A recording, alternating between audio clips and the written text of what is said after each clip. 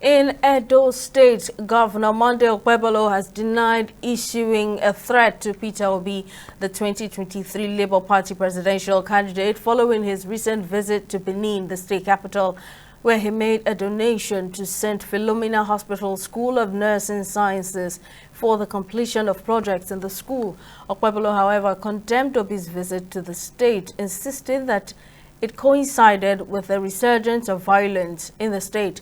The governor had warned Obi against visiting Edo again without prior notice or facing the consequences. His remarks have, however, been greeted with a lot of backlash. Speaking through his chief press secretary, Freddy Tua, in a statement, the governor said that his remarks were misinterpreted. He emphasized the need for high-profile individuals, particularly politically exposed persons, to notify and seek security clearance from the governor before embarking on any public engagement within the state.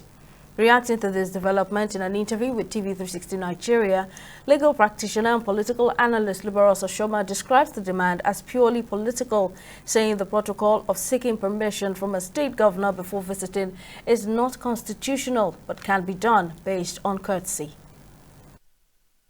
Nobody needs any permission from anybody or any governor to visit any state.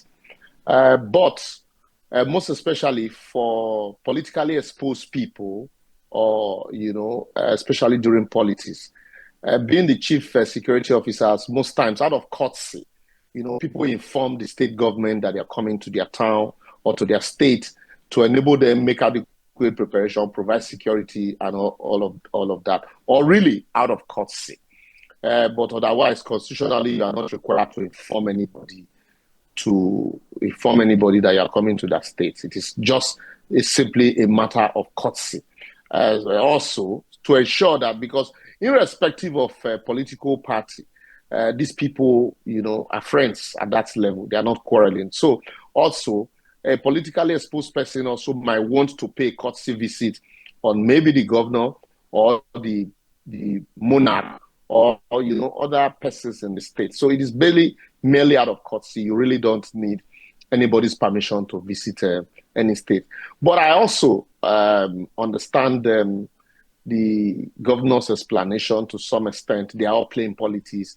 We remember during the tenure of Godwin Obaseki, he did issue a similar warning to Adams Oshomole that as the chief security officer of the state, anytime he's coming into his state, considering especially when they now, were in different political parties, and anytime he was coming into his state and that his supporters were going to cause, uprising, that there was need for him to know. That also, the people that are supporting the governor today then condemned, or those that are condemning the governor today, supported Obaseki's statement because then they were in PDP and Obaseki was the governor. And those people who are supporting this governor today then condemned Obaseki's statement that that statement was reckless, it shouldn't have been made. And that's why for me, I think it's all politics that is at play here. And they also, even if the governor means, that certain permissions should be taken from him, as leaders, I think our leaders should also be tutored on how to make public statements. He didn't come out well at his first stage, and then, having to now explain. But if you permit me to say this, after the explanation from the governor, I think that doused a lot of tension. But unfortunately, the statement credited to the chairman of the political party, the APC in Edo State, is highly irresponsible from the chairman. I must say that. It was an irresponsible statement that people hate the person of Peter Obi and that he hates. You can only speak for yourself. And, politicians make reckless statements, forgetting that tomorrow they might even be in the same party. Anyway, it is because people, pander to them.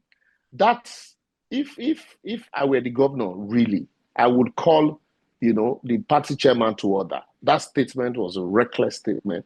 But because no matter the explanation that the governor had given today, with that kind of statement, people would think, yes, this was what the governor meant. That was why the party chairman is emboldened, to begin to make such statement. It's a reckless statement.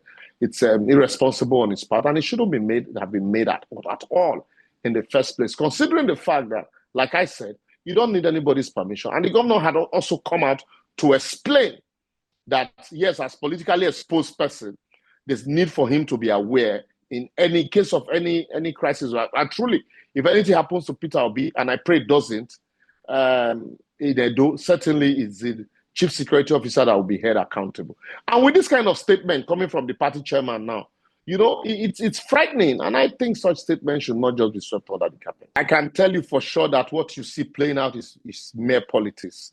They all play politics. It is the ordinary people that are breaking their head and creating enemies for themselves. These people, if you notice, Peter Obi had not issued a statement, in this regard. It is his supporters, that are at dagger drawn.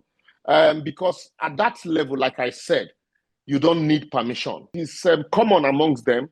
They do these things to themselves.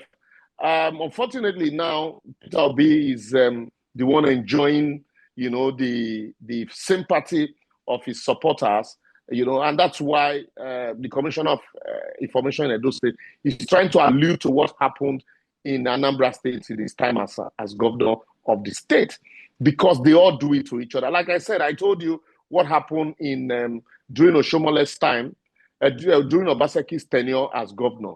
The same people today who are, supporting this statement condemned it when Obaseki made that same statement. And those people who are condemning it today supported it then because depending on the political party they belong to. So what is at play here is sheer politics. And they always use it as a tactic. They use this security situation as a tactic. So you need to inform me to provide, security and the rest. But basically, it is out of courtesy that you inform the state governor that you're visiting his state. Outside that, nothing compels you to do that. But it is a political gimmick that they have started long ago. And it's unfortunate that it's all catching up with all of them. But it is something also that should be forbidden. It is something that we should condemn in our polity. It is something that we should all, do without.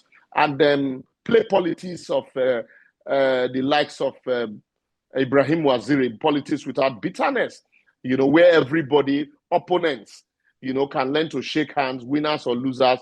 You shake hands and understand that it's a game. And then, if you don't win this time, you try the next time. But issuing threats, and barring people and hating people, really, the politicians might be friends, but their supporters will not understand it from that point of view. They won't understand it, and then they might even take it beyond what was said. And so that's why some of these statements have to be properly guided.